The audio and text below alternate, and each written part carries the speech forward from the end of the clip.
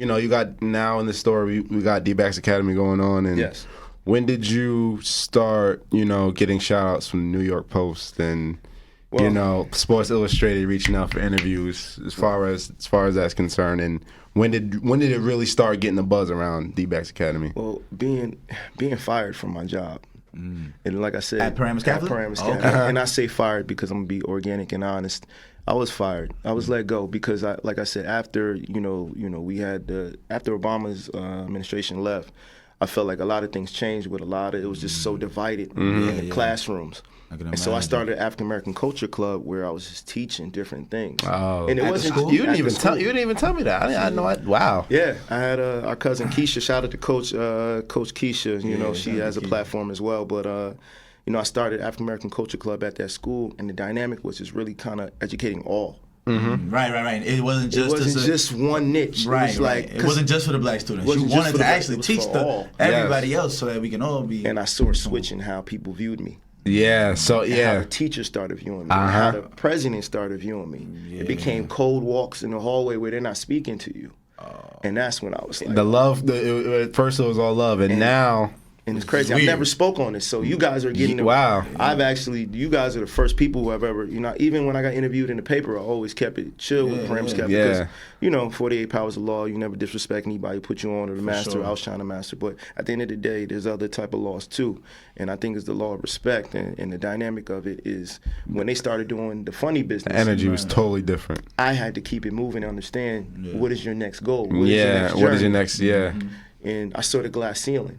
And then for me, I just said, okay, cool. This is how we moving. All right, well, you think I'm probably boxed in this platform. I'm just a teacher. So, like I said, I kept it moving. They told me, you ain't got to go home, but you got to get a guy about it. And it was such an interesting dynamic, me being home now, thinking what am I going to do? And then COVID hit. Boom. Damn. And it was like, and then like anything, when you are broke, because the best money is investing. And when you don't invest in your money, you will lose money. No matter how much money you get it in, because there's bills that have to be paid. 100%. And this is where the pay it forward comes in. Kamal came into my life and was like, look, bro, here's this book you need to read, Rich Dad, Poor Dad. Get on legit. He gave me that book too. Legit. He's an ill dude, man. I'm trying to tell you, man. He's one of the ones. And he was talking to me real aggressive. I'm like, oh my god. I'm like, yo, B, I ain't never seen you like this before. I was like, I and that's like, dope because he's the much younger cousin, but he can still come to you and tell you, boom, and you can listen to him. Like, I know he has something. I had to listen because one thing about information is something you can keep and give at the same time. And I had to listen. I had to listen because I'm looking at this as Kamal is a vessel of a positive light, and I'm like, yo, 100%. He's giving me energy right now. So I read the book, and there's another book, there's Dare to Be a Better Man, that was just teaching me different things on how to grow, and for me, I was like, all right, cool. And then I have a cousin, Kamal's cousin, his name is Kels Mania. Yeah. He taught us, or he's teaching me, when I say us, because any information that I have, I always share it, but business-wise, he 5001 Harlem Haberdashery. He's big in Harlem, and he's worked with Fat Joe in terms of clothing brands, and he creates clothes for a lot of let's say high profile people and brands where we don't even know. So he like taught me on the marketing aspect, and he always said if you have any ideas, put it on IG, create an Instagram platform, so you can always say, hey, I put this out there just in case someone and so that's what I kept doing. I kept throwing out IGs. Like, people go, you got like 1,500 IGs. I'm like, because these are my ideas. Yeah, your ideas. And people can never say, it's almost like a slick way to copyright. Because people can never say. Yeah, exactly. Yes. People can never say, you didn't have that. So I was just throwing out so many ideas, whether it's from writing tools, from football to whatever it may be, right? I still want to be a rapper. No, I don't want to be a rapper. You don't want to be a rapper. But it was one of those things where I threw out ideas and I said, you know what, let me do this Dbacks.Academy. And sometimes the most organic ideas come from me meditating and walking. Like, I'm big. When people say, I see you walking, because I'm really just building and creating right now. Yeah. Spiritually. And this is living in LA and living in Idaho, where my meditation is just about me moving and being active, right? Everyone has a different... And clearing and fasting. Yeah. That's something that was big for me, and just clearing my thoughts. But like I said, when Kamal gave me this platform with the book, I read it and understood that, the 4 quadrants was, investor, business owner, employee and self-employed. I had to say, you know what, let me, I want to be an investor, and what do I need to invest in? Myself first. Yes. Right? And that's the first thing, even going to what Ryan Grant taught me about teaching when you have kids. You got to teach them to invest in themselves and self-love. Self-worth, because somebody will might see your talent and might block it. Like, yeah, you really a duck when you really a lion. You know what I'm saying? And they might try to block that. So you got to teach your kids what they want to be and who they are. But going into the D-backs thing, and COVID hit, and a lot of these major facilities shut down. And like I said, this is the full circle where Jabril hits me up and is like, look, I see what you're doing. I see how you're working with these guys. I want to get some work. And I'm like, all right, sure. Cool, no problem. And this is where I was like I said, my mindset wasn't even about money, because I never charged them. Right. My mindset was like, this is my youngin', just like if it's Kamal, my brother, you, anyone. You know what? I want to see you do right. Because, at that time, his career, whatever, they were having questions. And I knew the athlete he was. Yeah. And I knew it didn't add up, and I knew it wasn't his fault. Right.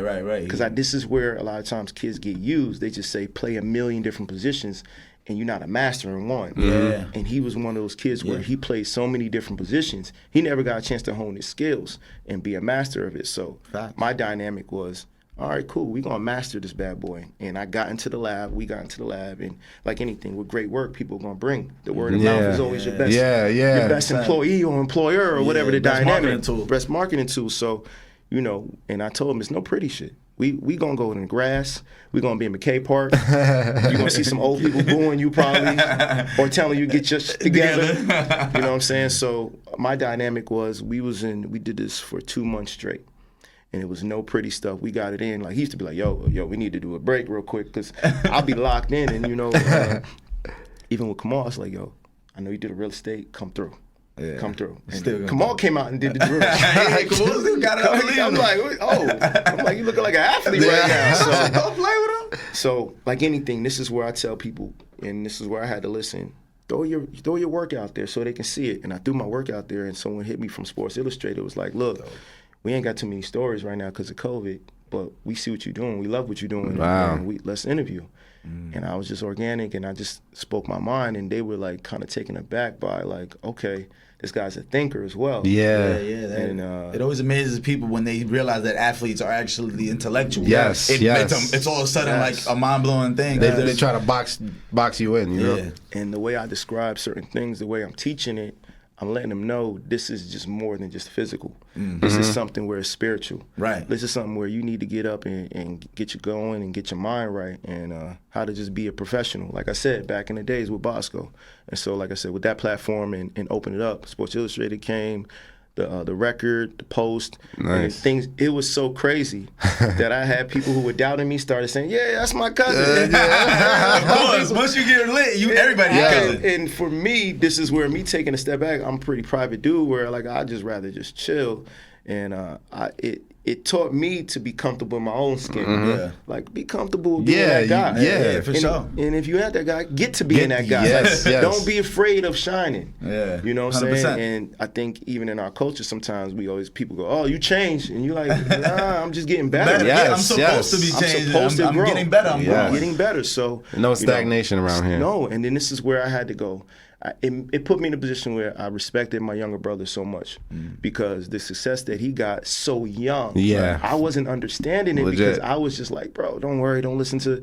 But that Jelly fan blew up so crazy. Yeah, they were on everybody's. They were all the rave at the time in high school too. It was crazy. They were freshmen, sophomores, dropping 30, 40 at games, shutting down Dykeman. Everything. Like got sneaker collabs they couldn't get paid for. Like Kyrie made the Jelly fan sneaker. People didn't realize that was Kyrie's from Jersey. It was a real clear connection. It was Jelly. Like when you see the grape jelly on the back of the Nike swoosh, that was Jelly fam. Like shout out to Dre Wash and JQ, all of them, man. I mean, I had them all in my, like I said, I had them all in my crib, and they saw me go through different things. And at one point, I got a video of 8th grade where I had JQ, Dre, Jacquay, and a few of those guys playing on my team with Inglewood shirts and with holes in them. And we beating powerhouse teams, and they like, this is cheating. I'm like, they in 8th grade. grade, 7th grade. So that was a whole different dynamic. Yeah. So like I said, I was just telling Kamal, like for me, I felt like I've been a part of a lot of history in Bergen County, a lot of history in America in terms of Jelly Fam with Jabril and PC and that dynamic, and now Dbacks.Academy, which is my own platform. And the blessings of that was because communication is my background, I got to start speaking at podcasts and start breaking down Giants film. That's breaking down films. I'm a part of the Giants, communications platform, and that was just organic in there. Yeah, that's just paying it forward. Somebody paid it forward. Paying it forward. And just keeps on going back. So keep going. And with Dbacks.Academy now, this is a platform where, over 200K views, and just even with the merch and, my other younger brother, Monte, he actually created my logo. Okay. So I kept it in the family. I kept it in the family. He has a brand called Gravy, and he's done a lot of different things. Shout out to Gravy. Shout out to Gravy. In the description. He definitely, like I said before, I was just telling him this is what I want to do, and my next goal is just to be a billionaire.